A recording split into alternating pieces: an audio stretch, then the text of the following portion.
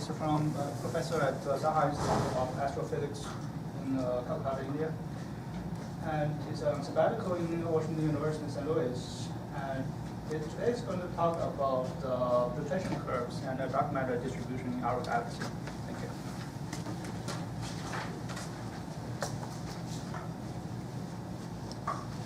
Thank you for this introduction, and I should really thank the Mitchell Institute people for inviting me here. It's really a great, I'm really very, very happy to come to this very new institute. I heard a lot about it, and I was actually trying to find out about Mr. Mitchell, and so I looked up some of the things in the webpage. It turns out he's a remarkable person who made a lot of money by going down into the earth, but his mind was all the time sort of going out into the sky, and so he bridged the gap, and now he funded all these institutes. So really very happy, and I look forward to you coming. So I see that there's a lot of activity here in this kind of thing, dark matter, and as you know, there's an experiment here, and in India we are trying to look for the dark matter and experiment, and we're collaborating. Started TAMU group. So today I will want to talk about dark matter, but a very specific thing about how we try to extract information about the distribution of these dark matter particles in our galaxy, in particular near our solar neighborhood.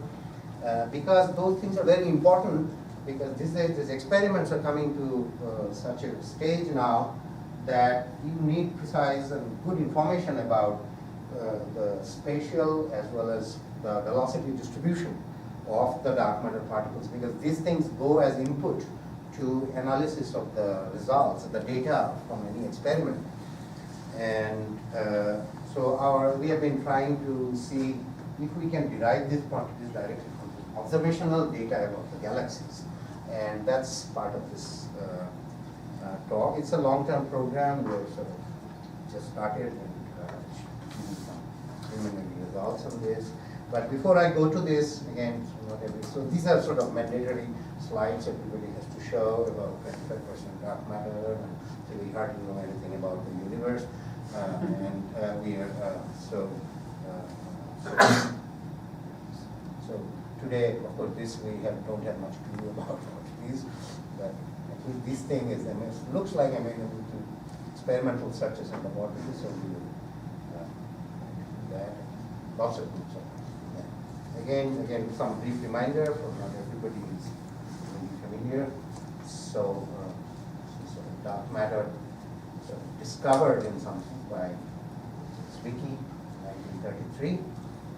He was looking at this thing called Coma cluster, which is a cluster of galaxies, some 1,000 galaxies in it, and these galaxies are each point of the galaxy here, they're moving about randomly here, and he set about to measure the speed, typical velocities with which these galaxies in the cluster, gravitational cluster of galaxies are moving, and he used this Imperial theorem.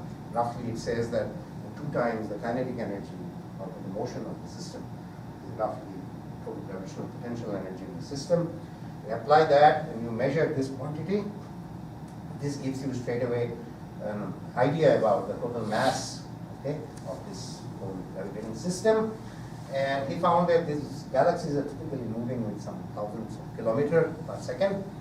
And you stick that in, you roughly derive that from this virial theorem that density of matter in this whole Coma cluster that you derive out of the virial theorem, that is the dynamic of mass, is roughly several 100 times or 400 times the average density of luminous matter that you derive from measurement of the luminosities. Okay. So that immediately implies that there is a lot of unseen, non-visible matter. So basically, the radial velocities of galaxies in the cluster are too large to be bound in a cluster with the known visible matter. Note that Zwicky actually used the wrong value of the Hubble constant. He used about 60 kilometers per second at that time. And in fact, a lot of people found that to be too large, but Hubble's prestige was so big, nobody dared question him. So, but if you stick in the modern values, you still get very large. It's about 50 times the visible matter. So then that was in the cluster of galaxies. But then that's how it read from 1930s up to about 1970s, 4 decades. Nothing much really happened until Vera Rubin started systematically measuring the so-called rotation curves of galaxies. If dark matter is in the clusters of galaxies, are they also there within galaxies themselves? So, so this is for our Milky Way. We are located about 80 kiloparsec from the center of the galaxy. And you measure how the circular rotation speed, and that directly gives you an idea of the mass contained within the galactocentric radius r. So by measuring that, you can infer that, and again you find lots of non-visible matter. So this is a typical rotation curve of the galaxy. It's one of those things that astronomers here, I'm not an expert, so apparently it's very difficult to measure actual rotation curve of a galaxy because our view is obscured by the galactic material itself. So up to about 20 kiloparsec, this is the typical area, but nevertheless you can measure, get an idea of the amount of material there. This is a sort of more modern rotation curve. Again, large error bars here as you go outside. And note that this is drawn up to about 25 kpc. Only until, but if you want to get a global picture of the dark matter of the galaxy, you need to go very far. And only recently people have started doing that, and we'll come to that. And again, these things people have seen, this is what you have expected the rotation curve to behave, because it should fall off Keplerian beyond a certain distance when there is not much matter, and the rotation curve behaves like this. So we have to provide extra gravitational potential in the system, and that's the dark matter. And not only our galaxy, but many other galaxies show similar behavior. So the typical picture that one builds up is that our visible galaxy really is kind of cool thing sitting, it's probably embedded in a big halo of unseen material, the dark matter. We don't quite know what this is made up of, how far really it extends, what is its total mass. But you do what is called mass modeling. So you take, model the visible matter in terms of various components of it. There is a spheroid pulse at the center, and there's a disk of stars and gas moving around. And then you add a halo around it, a spherical halo, and add the potentials, gravitational potentials of these three things, and calculate the rotation speed, and then add up, try to fit the data, and do the various modeling of this.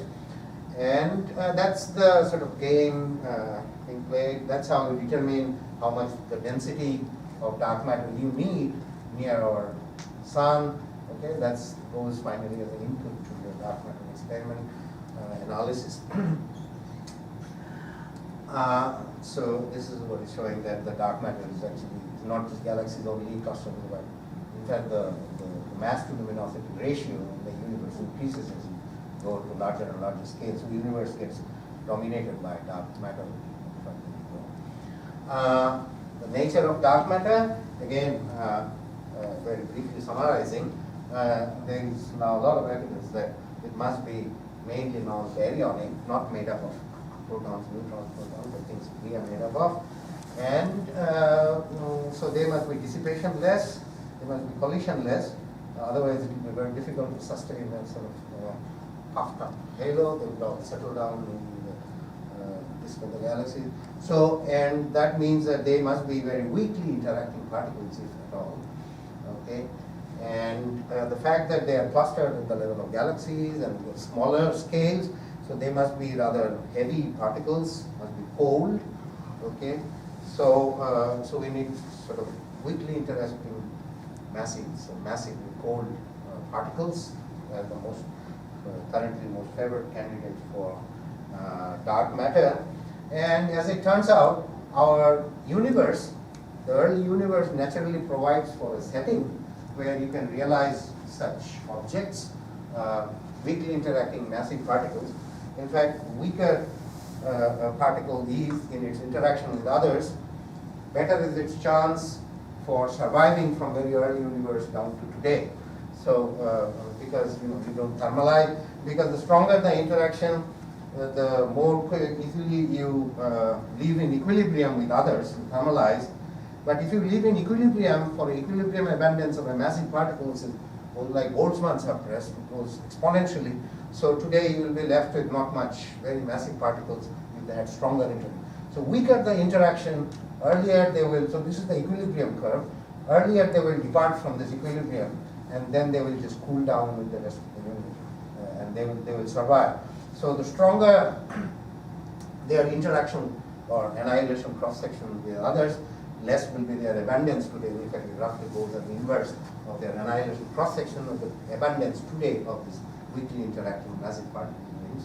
So this is so-called the WIMP miracle, that it turns out that typical weak interaction scale, if you calculate the abundance of any massive particle species, it roughly matches with what we need to explain the dark matter. So that's why it's so much interest in this. So again, the abundance one can, of course, it's very model dependent. You have to put in all the right coupling on, but roughly in that ballpark, you can at least get this kind of 25% dark matter. So basically, if there is some kind of a weakly interacting massive particles, it is a natural candidate for dark matter. So you build your favorite model of that weakly interacting particle. That's we have right. And so the direct, they are weakly interacting, but nevertheless interacting. And like we have detected neutrinos, they also, we can probably detect these things, provide very sensitive detectors. And that's what the thing is going on. Again, a very rough ballpark number kind of things that suppose I have a weakly interacting massive particle, here it's written neutralino is sort of was favorite super symmetrical.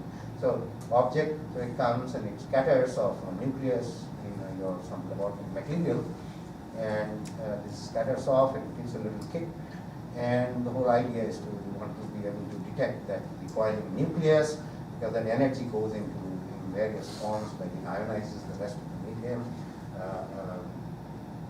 and so you get the electron signals.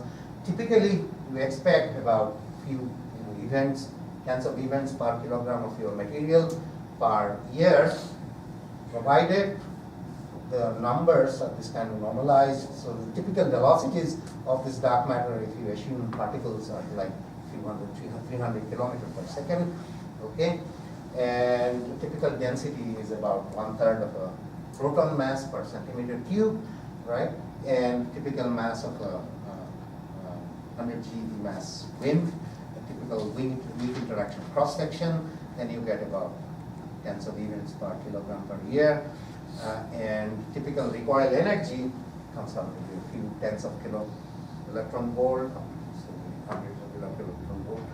So you want to design an experiment that's sensitive to this kind of recoil energies due to recoiling nucleus. But no, so that's as I'll come to the main purpose of my talk. We have put all these things here, 300 kilometers per second. So this rate that you expect it depends on the density of these dark matter particles near our laboratory. It's also the velocities, okay, because the flux number of particles passing through your detector depends on what speed they are moving with. They actually have a velocity distribution. So what the distribution is very important, because that will depend on what you expect in your experiment, and that's your sensitivity of the experiment. You do a proper calculation, and put in all the very simple kinematics actually. You can calculate the differential recoil rate per unit detector mass in units of counts per day, per kilogram, per keV recoil energy.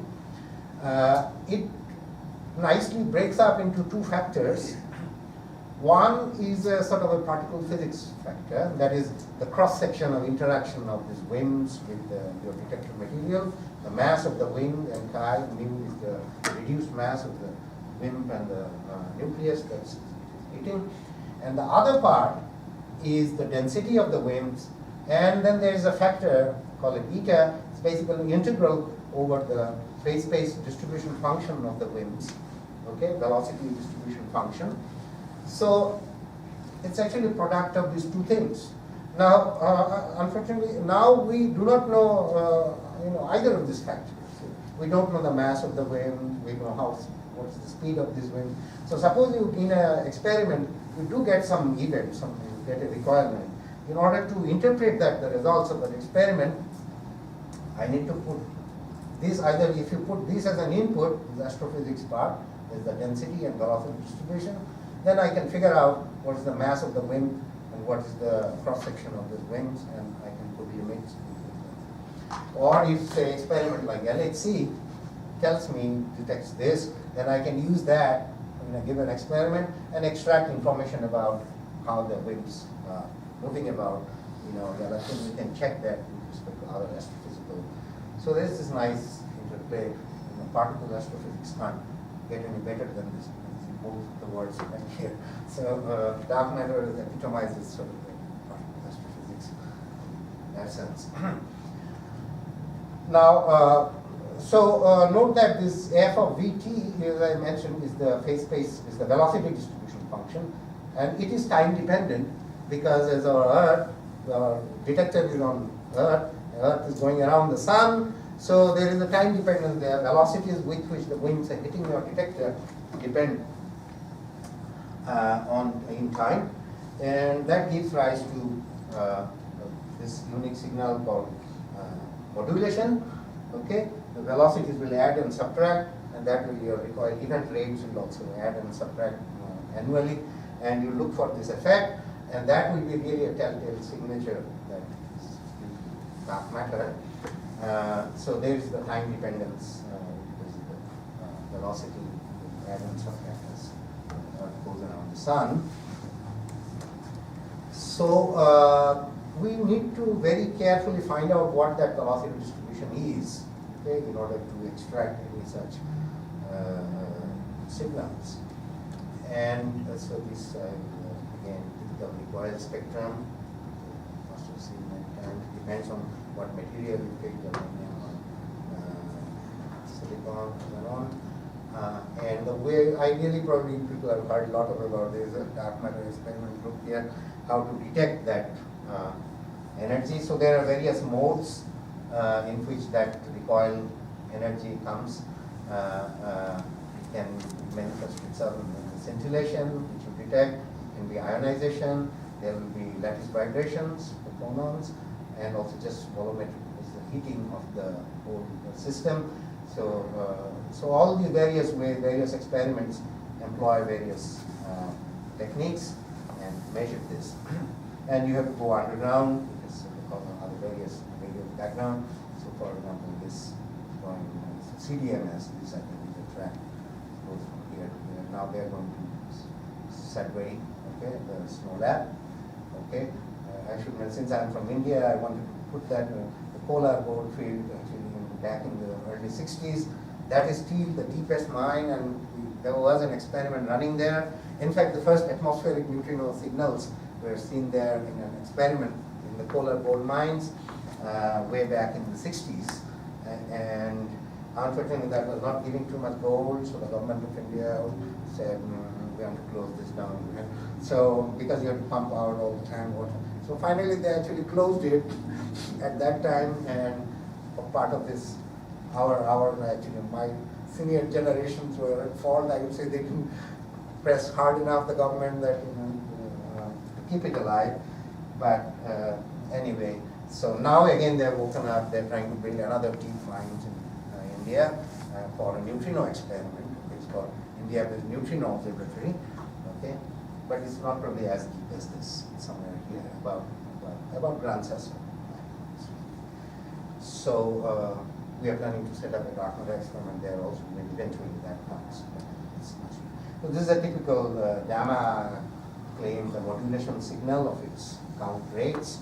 Okay, And I hear Cogen experiment are also claiming similar thing. So that's and this is the famous CDMS events, created a lot of interest in the community. So there are these 3 events.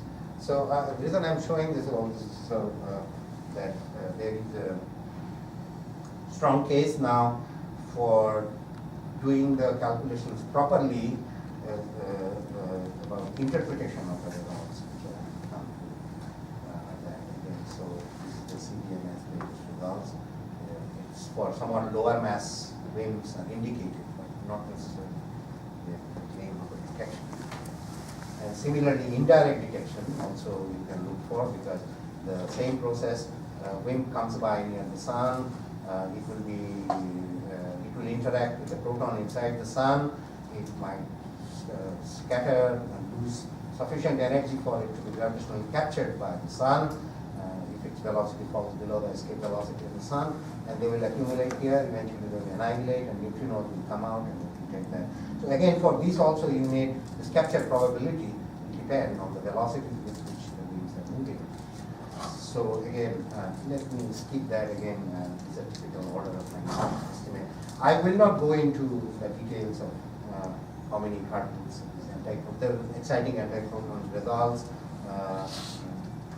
Are you going to mention anything about the possibility of looking at capture by the Earth? I mean, the mass. Yes. The Yes. mass goes way down, but exactly. the So flux goes Earth way and up. Sun are competitive about the capture of Earth and Sun. But after doing a lot of calculations, the final conclusion it seems is that Sun still wins out. The case is better for neutrinos annihilating inside the Sun.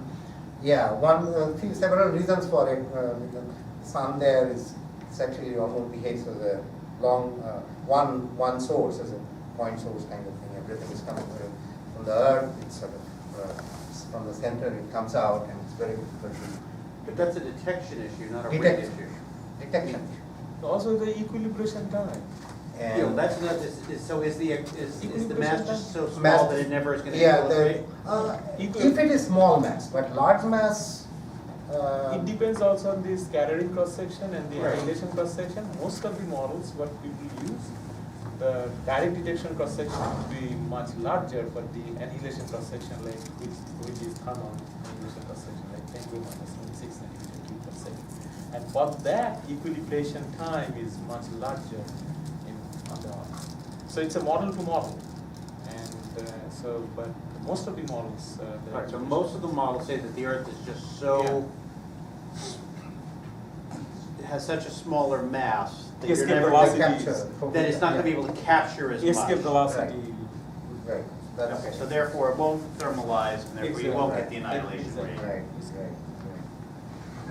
Also, it probably goes as a square or something rather than linearly. Okay. Square of the number density. So putting a dark matter detector on Jupiter might be a better way to go. Let's plan. People are struggling want to put it here. Yeah, but it's Yeah. already cold there. That's right, yeah. But Sorry. just a comment that Earth has iron core, which may be better for some dark matter which matches its mass. Oh, it loses each elastic collision, each collision is it loses a lot of. Oh, yeah, so it will actually it'll do more out of the mean free path will be smaller? Yeah, I just figured the flux, because the Earth, you're at the surface, your flux, I mean, you lose a factor of 60 in Yeah. mass, but you pick up a factor of, That, yeah. That's okay.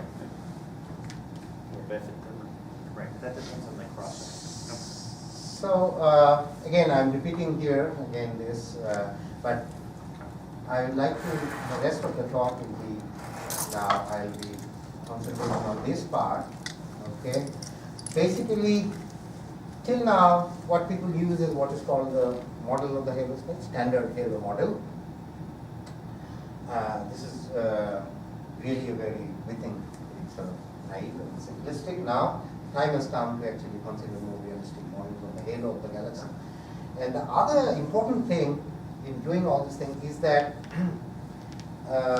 although we are talking about dark matter, the velocities, distribution of the dark matter and other things are governed by not so much the dark matter, but the visible matter. Because the dynamics of the galaxy is governed by, is dominated still at the near sun, up to sun's radius. Dark matter is not the dominant. Dark matter dominates only at very large distances, but our experiments near the sun, where actually the visible matter dominates. So the way the dark matter particles are moving, they see only the total gravitational potential, that from the visible matter as well as dark matter. So you have to self-consistently, carefully take that into account and derive the velocity distribution of the dark matter. So we do a self-consistent approach, and for the observational data, you take that of the rotation curve. We try from the rotation curve, we try to fix this galactic dynamics and try to get the velocity distribution. So observational data, which I have already said. So you see that mass modeling is not enough. You can't just start at the level of densities. You want to start at the level of the phase space distribution function and derive the velocities distribution. Now, it turns out that in galactic dynamics, people have studied, if you start with a bunch of collisionless particles, you leave them alone, and gravitationally they virialize after a long time. They arrive at a distribution function which is roughly Maxwellian, which is sort of quasi-Maxwellian. But interesting that by the very definition, these objects are collisionless. Okay, in Maxwellian, in a gas, things achieve Maxwellian distribution because particles hit each other, exchange energy and momentum. Can I ask a question? Yeah. What is time scale for free stream dark matter to visualize around the gravitational potential? You mean, how long does it take? Yeah, it's roughly the age of the universe. That's how the galaxies are formed in recent times. Okay. So, roughly. First, So- we have first galaxies. Yeah, after 10, redshift of 10, yeah. Is it? Okay, but that's 500 million Okay. years.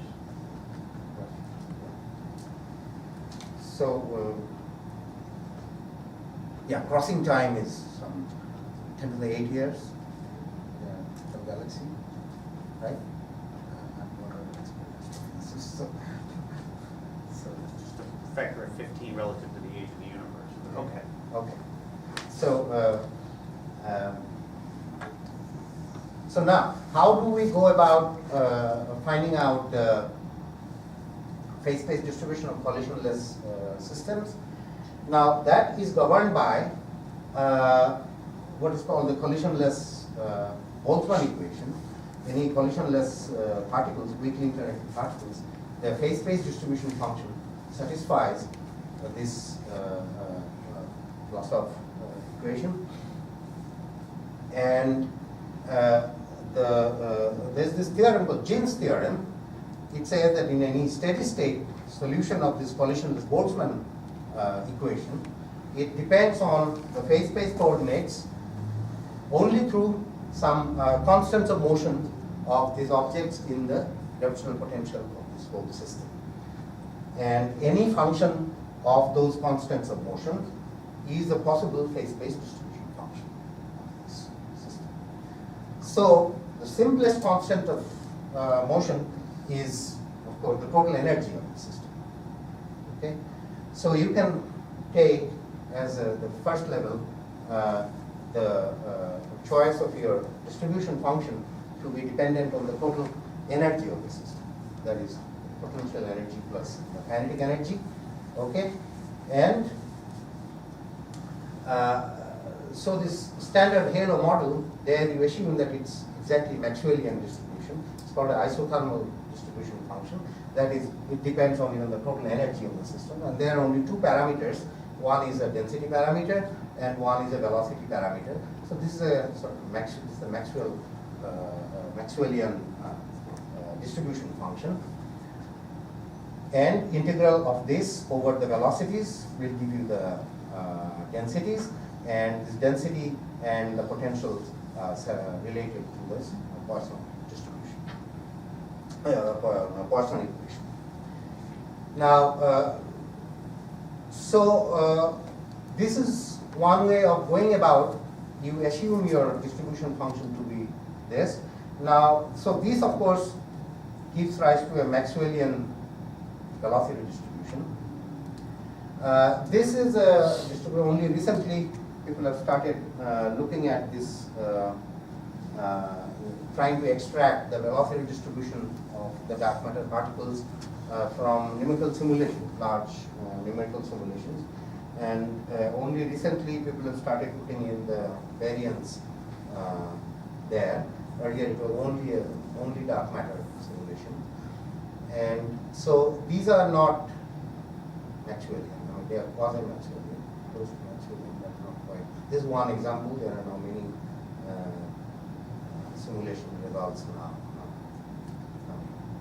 So the standard halo model is one in which you have a Maxwellian distribution, but then you arbitrarily sort of cut it off, because Maxwellian, if you integrate over all velocities, it has because of mass is divergent, it increases as you go to large distance. It has a total infinite mass. So you need to cut it off, and you cut it off at some velocity, this is called the escape velocity of the objects. But then if you cut it off like this, it's a kind of arbitrary, because this distribution function will not satisfy the collisionless Boltzmann equation. It's not a solution of the collisionless. So this is kind of truncated arbitrarily. But then that's what is done in standard halo model. And typical values, these things are fixed. What should I take for VC?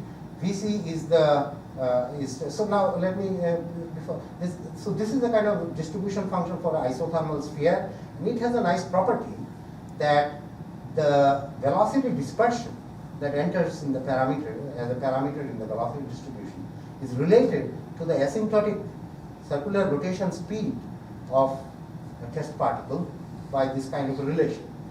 And we know the circular speed in our galaxy, the location of sun is about some 220 kilometers per second. There is some debate about it, whether 240 or 200, but about that. And assume that our rotation curve of the galaxy is absolutely flat, all the way from sun up to infinity, right? So it goes like this, and then you say it's like flat. So this is BC versus R. Okay, the sun is here, 8 kpc, and we assume that velocity at infinity is same as that at sun. It turns out that recently is not so. It's a declining rotation curve actually. Recent results extended to very long. So you assume that, and thereby you fix this parameter. The velocity of dispersion comes out to be about 270 kilometers per second. That's what people generally use. And so, and this is also fixed by the demand to have the rotation curve about that value at the sun, because you can model the visible part reasonably well. This. So you use, so standard halo model is one where the dark matter density is about a third of the GeV per centimeter cube, and about 170 kilometers per second with the dispersion. So we used to, the community used to use this high escape velocity. Recently, last 2 years, which was to 650 kilometers. Right. So this is completely arbitrary. Yeah. Some people say 400, some people 700. So you need to do a self-consistent effort. I'll give one example of how you can do that, and it comes out to very different. So, so again, here I'm emphasizing that although the cosmological density is this, what really matters in the experiment is the density of the sun's location, and the formation process. Galaxies have gone through lots of processing, and it's not a simple, just a dark matter only simulation will not really give you information about this. You need to fix it with some experimental data. Now, so need to self-consistently improve the effects of visible matter also to determine the dark matter density and the velocity distribution. Because as I said, they are dominant in visible matter. So one possible approach is that you take the dark matter potential satisfies a Poisson's equation, okay, which is, as I had mentioned a few slides ago, it's a on the right side. So it's a 4 pi dark matter density, but then dark matter density is actually governed by the total potential that the test dark matter particle will see. So it's not just phi dm, I should add the total visible matter also, okay? And but then visible matter satisfies its own Poisson's equation. So you need to self-consistently solve this coupled differential equation to extract both the dark matter density and this parameter sigma here that will fix the dark matter's the velocity distribution. One possible self-consistent approach is instead of truncating arbitrarily at some escape velocity that you like, was done long ago by the people like King. There's the King model that was used extensively in the study of low asteroidal galaxies. It is a finite size collisionless system that satisfies, that's a solution of collisionless Boltzmann equation, okay? And it's a truncated, it's called truncated or lowered isothermal model. This is one possible, you can start by 2 ways. This is one way of doing it. You start to make an ansatz for the phase space distribution function, and then you fit these parameters to the rotation curves. I'm confused. I would agree that the density inside the galaxy would be going down as the galaxy goes, you go further out. But ultimately, you're going to asymptote to a very finite value because your dark matter density over the entire cluster is very large. The ratio of, I mean, you've still got a fair amount of mass out there. So I would, in some sense, I'm not surprised that it should diverge. I mean, the plot you were showing that the ratio of matter, the dark matter to baryonic rises on size scales. So the dark matter should asymptote to something, but it shouldn't be 0, which would be asymptoting to its cluster value. It mixes with the cosmological density. Right. It will go over to the cosmological density. Well, So you start people- with the cluster density and then the... Correct. So, but that density is so small compared to the, so you basically essentially say, there is no sharp edge of the galaxy. It will slowly, gradually go. So people define this virial radius of the galaxy. So it's an effective radius. Yeah, it's a kind of an effective radius. Nothing is sharp. So one possible model is a modification. It's almost like a Maxwellian, you see, but there is a -1 factor there. And it's again a function of the total energy, what is called here the relative energy. It's roughly there's the negative of the total energy is done because of technical reasons. So again, there are 2 parameters here. Now actually 3 parameters. One is an effective or truncation radius of the system. That's where so you demand that your phase space distribution function goes to 0 when this relative energy is less than or equal to 0. That's where you want the system to be truncated, okay? And there's a velocity parameter and there's a density parameter. But this is not directly the sigma, the velocity dispersion. This is just a parameter. Velocity dispersion in fact differs from the sigma parameter. So this is one possible model of a finite size collisionless system, and the simplest modification of the Maxwellian. It's still a function of only energy, one constant, okay, but it's truncated in a self-consistent way. So it's 0 above a certain radius. So there is a third parameter apart from rho and sigma, and that's the truncation radius. That's the place where this goes to. So you take that to be your phase space distribution function, but then you add self-consistently the visible matter's potential in this total energy, and you solve this, and then there are the 3 parameters, and you use that to calculate the total gravitational potential, and once you have the total gravitational potential, you can calculate the rotation curve, and you can try to fit with the data. So I'm again avoiding lots of calculations here. So for example, this is a typical King model result. I want to illustrate 2 things here. One is, suppose I switch off the visible matter of the galaxy. I have a pure King distribution of the dark matter. It has a chord distribution. It has a flat core at the center and then gradually it falls off. Very sharply different from what people predict from numerical calculation like the NFW, which has a very sharp cuspy profile towards the center, but this one does not. It has a core distribution, and this is how it falls. And these are again various parameters of where you truncate the system. That's for the truncation radius. What is the sigma parameter and what is rho parameter? Those are details I can explain later, but the main thing you note that it goes like this. This is a typical density profile of a king model. But if I couple this to visible matter now, the things change dramatically, because the visible matter now by gravity draws in the dark matter towards the center, and the dark matter density at the center actually rises, the core size changes. So this is the, so there is actually, so the central density of the dark matter is totally unknown. We know fix the density only at our sun's location, but you can have 0.3 GeV at sun and have all kinds of density at the center, depending on what the profile is. So here is one example. If you add the visible matter profile, it changes. Again, we normalized it to 0.3 GeV at sun's location, but then the density at the center is changed by 10 times because the dark matter, visible matter is really dominantly pulling it in.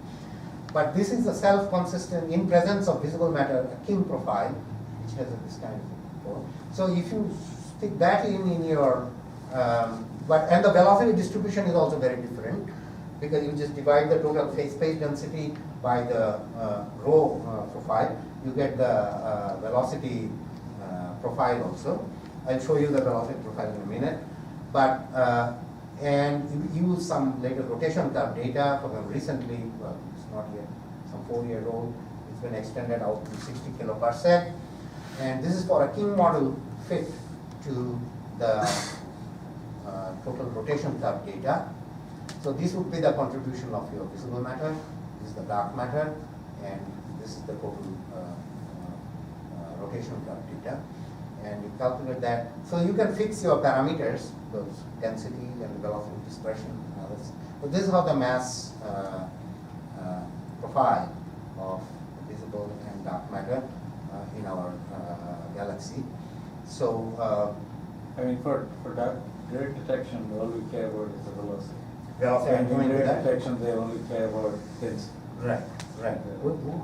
Indirect detection, for example. No, the velocity is also important because the capture rate, say from in the sun, if the particles are moving with very high velocity, it's difficult to capture them. Oh, yes. So- No, I'm talking about in high energy neutrinos from the center of the galaxy. So From the center of the galaxy also will depend on the velocity distribution. And come to that. So this is a self-consistently derived the velocity distribution. It's nowhere near Maxwellian. It has this kind of a sharp cutoff. In fact, this is the Maxwellian. So Maxwellian overestimates the number of particles at the, in this one in the King model, is the high energy, high velocity end. Okay, and as we'll see, this really affects the analysis of the results at low mass WIMPs. Okay, so this is one example. This is for King, and you can calculate in this King model. You don't need to assume what the escape speed is, because these models have a certain maximum speed of any particle built into it, because it's a finite system. Otherwise, it will go away. So escape speed, for example, at the sun here, maximum speed is about some 400 and close to 5, yeah, 450 or something. Yeah. So, so it depends on your model in this particular model. Here, visible matter modeling has been done and everything. So I would treat this as a more realistic than standard heavy model. So, so this is the typical distribution. most of our sensitivity comes from really here, right? Here. Yeah. Yes, that's why it's very sensitive. So, but this is a particular model. Now, one can take, so this is, for example, not only at our location, this formalism can tell you how you can calculate at any location. So for interesting thing, you notice that the velocity dispersion, so that is the width of the distribution function, okay, as you go to further and further out, the width of the distribution function shrinks, okay, and Eventually it will be actually almost a delta function at zero velocities at the very far edge. Because the very fact that if they were moving, they would be getting out. So that's how the velocity distribution at any distance works. It also shrinks. So this is from the King model. But another approach is that we'll not assume, we'll not make any ansatz about the distribution function. Can we derive the velocity distribution directly from, say, the rotational curve data or the gravitational potential? Or given a density profile, can we derive the velocity distribution function? Now, this is a problem that was thought about long ago in the early 20th century in Eddington in 1916 or so.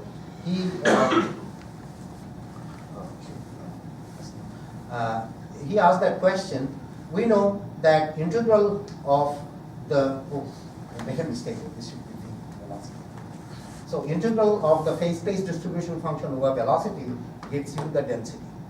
So suppose I have information about the dark matter density, like say NFW model tells you what the density profile is. If I know this, can I invert this equation and derive the phase space distribution? That's the question that Eddington asked. And it turns out that it is possible to do in certain very special cases. If your system is roughly spherical, isotropic system, and if the velocity distributions are isotropic, okay, that is all the three components of the velocity have the same velocity dispersion, then you can do it. It's actually almost a textbook. Only assumption that you need is that this rho has to be sufficiently nicely behaved, smoothly varying function of the radial distance. If it is a monotonically decreasing function of r, then, and the gravitational potential is also a decreasing function of r, then this rho can be expressed in terms of the gravitational potential itself. And in that case, it is possible to invert this equation. And this goes by the name of Eddington's formula. Okay, it works for a spherical system and for isotropic velocity. Recently, people have started to see if it can be extended to axisymmetric system. That also is a little harder, but maybe possible. I will not go into, it's a textbook, it can be seen in any. The thing is that if you give me the rho, then the phase space distribution function, which for an isotropic system is a ergodic system, it depends only on the total energy of the system, can be written like this. Okay. And this psi here is again the gravitational potential basically. The negative is the relative potential, and epsilon is the relative energy. So if we feed in this, we like to get this directly. And in doing that, you have to of course model this rho, because rho is its contribution from visible matter total, and then this gravitational potential here. So if you do that, it turns out that this is possible if there are some conditions to be satisfied, if and only if this is an increasing function of r. And for many rho distribution, this is indeed satisfying. And there is a maximum velocity, which is of the system, of course, square times rho. And so if you do this, and again, note here that this dark matter particle sees the total gravitational potential of that of itself as well as the visible matter. So it's not just only the dark matter. So you have to put in the visible matter. And again, you do that, and then you parameterize these in terms of the various visible matter parameters and all. And once you do that, you can solve for the rotation curve of the galaxy.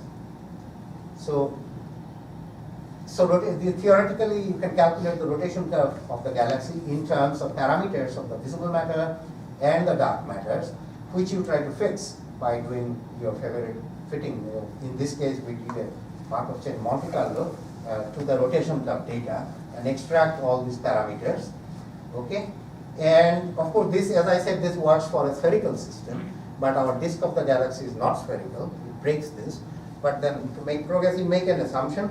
You approximate spherical curve approximation. You make that the total visible matter potential is actually the total mass contained within radius, and just do this.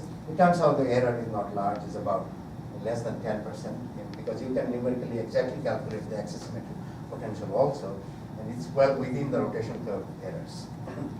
So if you do that and fit to the rotation curve data,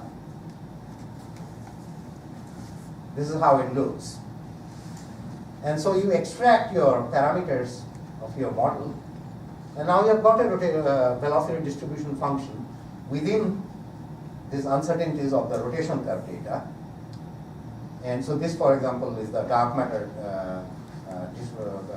density distribution, probability density distribution function. So if, for example, we find in order to fit that rotation curve, it's somewhat lower than 0.3 G, with the best fit is about 0.2 in fact, okay, the best density. And you can find the most likely values and their upper and lower limits of the various parameters of your model, okay. But most interesting thing is that you want to find the velocity distribution function. So here, in this is a kind of a little figure. This yellow band is our calculation of the velocity distribution function, and the width of the band is related to the uncertainties in the rotation curve. So the 1 sigma uncertainties of the rotation curve data gives you a velocity distribution within this. Some of the simulations are also plotted here. This is, for example, this G halo is quite off from the actual that we get from rotation curve data. Also, this kind of this closest Maxwellian fit is again going like this, whereas the best fit of our this thing goes like this and backs off here. Again, overestimating, Maxwellian overestimates the actual density here. These are some very. So it is close, and as the rotation curve data become better and better, you can by this method narrow it down, make it better and better, and actually extract the velocity distribution function. You can parameterize it by some, it's a non-Maxwellian parameterization. It nicely can be parameterized on a result by this kind of a thing. So your result is different from this real accuracy? Yes, they are, because I'm not sure the simulations, they don't take into account details of the bowels and the disk. They don't fit the rotation curve data. So our approach is, we don't care what the cosmology is doing. The galaxy is as we see it today. It must explain the rotation curve data of our galaxy. Okay? So you also don't care whether the baryons are there or not. Just you use the rotation curve to inverse. No, the baryons are here. I mean, we have to put in the, after putting in the baryons. So remember, if you go back to your. Okay, so these RS and all this stuff are after putting in the baryons. In some sense, the baryons are fixed. Baryons are? In some sense, your baryons are now fixed. Baryons are fixed. We determine by, the rotation curve data. You're trying to find the state. So this table here, so if you look at the right, where is that? Close to that. So this tells you all the parameters that have gone in. So this, for example, tells you the surface density of matter, total surface density of matter at the location of the sun. Okay, so the best fit is most likely this kind of solar mass per sec cube. Baryon density I give here, but the dark matter density is about 0.2. Okay, this is the NFW parameter, the scale length that enters in the NFW. We have assumed NFW profile for the density here. What's the cutoff? You cut off at 400 kilometer escape velocity? Escape velocity. Yeah, this turns out to be Vmax. That's like, looks like we should only do sleep. If that is correct. Yeah. If you change the like Vmax, I do. It's some 460 or something. So you used NFW for that. This is for an illustration, but you can use your. You need to put in something. So density we put in. We say that the dark, at least at large distances, this is a good approximation. Okay, because visible matter is not dominant. So NFW we put in, And so NFW has these two parameters, the scale length and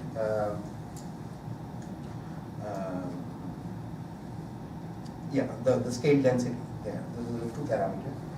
But then we also put in the visible matters, all the visible matter, okay, model disk of the galaxy, bulge and all these things. And we do a Markov chain Monte Carlo so that the rotation curve data is reproduced, and we calculate the 1 sigma errors, deviation of the values of various parameters from the most likely fit to the rotation curve data, and that's what this band is. So, but if I change the density profile from NFW to NS or something, Right. would your result be? It will change. It will. You will. Like, You for will. example, like how much the change would be? For We haven't done that, but it's very difficult to often say. But we believe that at least it should not change. Why? The reason is that at large distances, NFW is it's a very good all thing. the profiles more or less. More or less will agree with that. So, But in very inner regions, it's not important anyway because the visible matter dominates. So, I mean, it is important, but it's not that important. It's the visible matter dominates. So, but one should do the calculation. But we believe that it will not change that. So, it is a non-Maxwellian, and it departs quite a bit from. So here is a plot of the velocity distribution at various distances. So as you see, at say 2 kiloparsec close to the center, it's very broad. And here is the Maxwellian approximation. Again, see, it actually overestimates both at the high end as well as low velocities. But as you go to further and further distances, this again shrinks,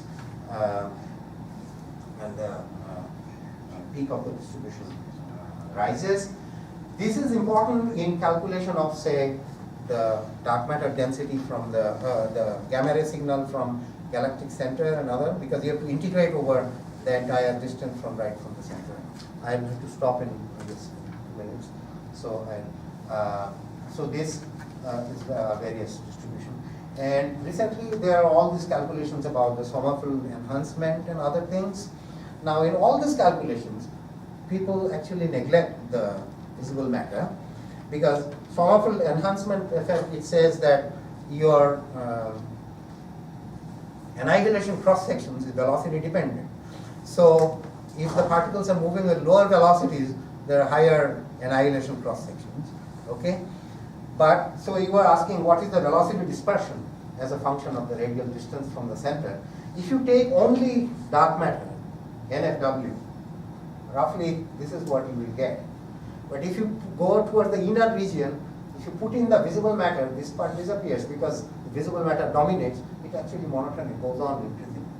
So you will make a wrong calculation if you use only dark matter results to calculate the Sommerfeld enhancement effect, especially in the inner regions of the galaxy. So visible matter really plays a very important role. That's an impact on direct detection. Maybe time is short, and the details I'll skip. I'll just show you this figure, just to illustrate the main effect. This is with the velocity distribution function that we have derived, and it's a kind of a what we plot here is this so-called G factor. This G is the main thing that embodies the velocity distribution of the particles. Okay, so integral over the velocity distribution. So we calculate this divided by the standard Hello model result, the G factor for Maxwellian, and this is this ratio psi is plotted, okay, for two materials, say sodium and xenon, just to cover two large mass ranges of the objects. And this curve, this one is for standard Hello model, and this is what you expect for our distribution from that we derive rotation curve.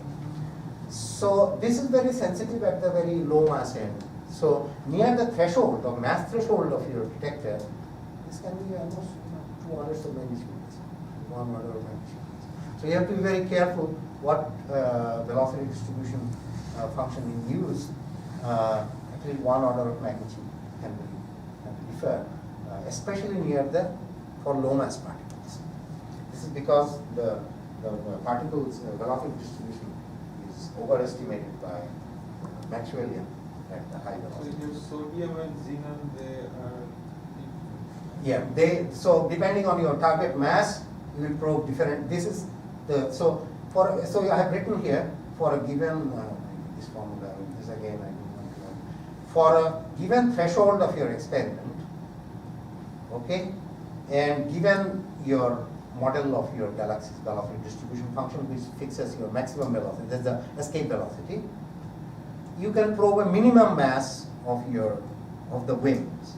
Okay, you can't go below this. This is fixed by this threshold of your experiment and the Vmax. So that's what we have plotted here. So it will be different for different target, of course, the target mass. Okay, Mn is the mass of the nucleus. Okay, so this is for xenon and this is for sodium. Okay, so with sodium you can probe as low as some 2 G mass particles. Okay, but near that low mass, the velocity distribution is very important. As you go to higher mass, it's not very good. Standard model is good. Okay, so that's because of the Maxwellian overestimating the velocity distribution. So to summarize, this is all I will say. WIMPs are natural candidates. Dark matter experiments have achieved very high sensitivity now, but time has come. We must actually look at actual observational data on our galaxy itself, not depend so much on the numerical simulation result until they take into account all the visible minor effects carefully, and at least the rotation curve data gives you a way to derive within certain assumptions. That is isotropic, the halo is spherical, then you can derive it and use that to analyze the results of experiments. Otherwise it remains ambiguous. Stop here. Thank you for your attention.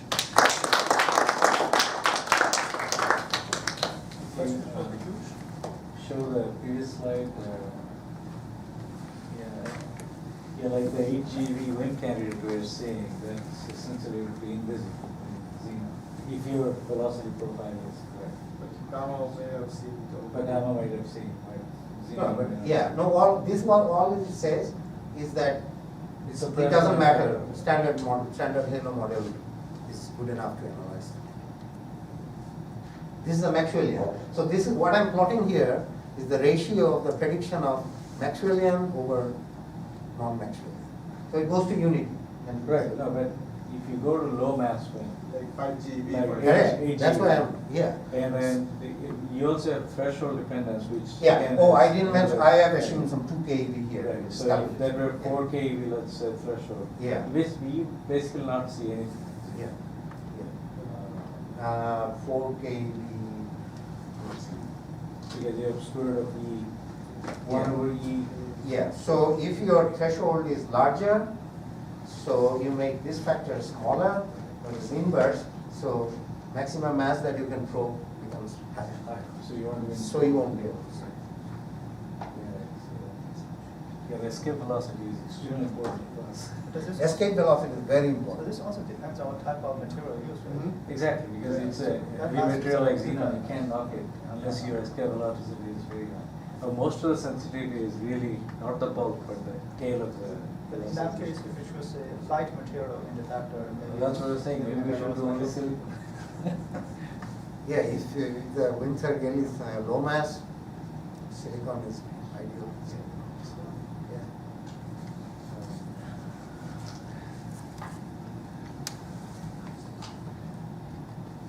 More questions? So, I mentioned that departures from isotropy and spherical symmetry are not going to be too important. But on the other hand, if you wanted to, would you know how to, say, try to model or incorporate even small departures like that into the Eddington formula? Yes, yes. Okay. Indeed. That's something that we think. Indeed, Lyndon Bell himself, one of the great theoretical astronomers, he worked on this again in the context of galactic dynamics for axisymmetric system, which is again an isotropic velocity distribution. You can get an equivalent of Eddington's formula, but it is not in a closed form. It's all kinds of complexity. But it can be done. It can be done for axisymmetric system. Mhm. But there's nothing like, if I tell you that the departure is epsilon, there's not an epsilon expansion. You have to The make moment other you make it assumptions. anisotropic, there's one more parameter in the problem, okay? Because you have to specify the anisotropic parameter, Yeah. right? And you have to fit that to the data also. So you can fit an extra. I guess, yeah, it can be done. It should be done because isotropic distribution is not really realistic in that sense. It is expected to be anisotropic.